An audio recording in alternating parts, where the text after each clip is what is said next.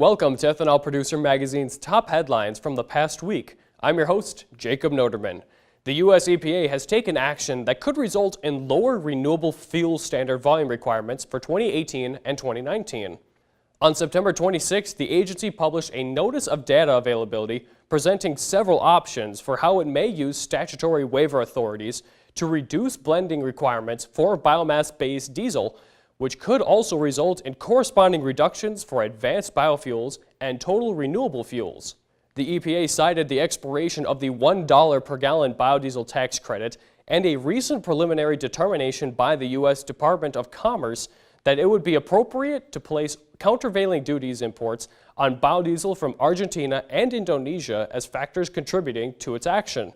Representatives of the biofuel industry and Senator Chuck Grassley have spoken out against the EPA's efforts. A 15-day public comment period on the matter is set to open soon.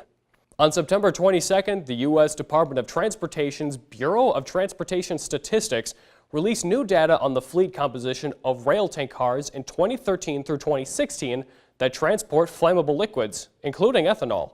The DOT is required to assemble and collect data on rail tank cars transporting Class 3 flammable liquids with the objective of tracking progress made in upgrading the rail tank car fleet to new safety requirements that were finalized in 2015.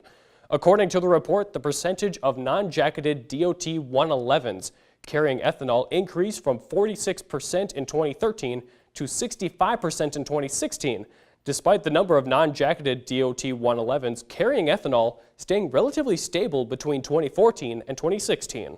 The percentage of jacketed CPC 1232 cars carrying ethanol increased from 0 to 10% in 2016, while the percentage of non-jacketed CPC 1232 cars used for transporting ethanol increased from 3% to 20% in 2016. Members of the biofuels industry gathered in Minneapolis on September 27th and 28th at Christensen PLLP's Biofuels Financial Conference. Speakers at the event discussed a wide variety of topics, including policy, new technologies, the economy, employee training and retention, and the future of government funding opportunities. Jeff Cooper, Senior Vice President of the Renewable Fuels Association, was among the speakers included on the event's keynote panel.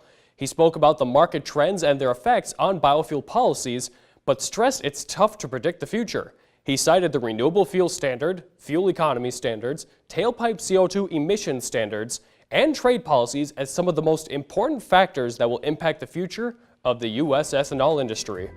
Thanks for tuning in. We'll be back next week with more of the ethanol industry's top stories.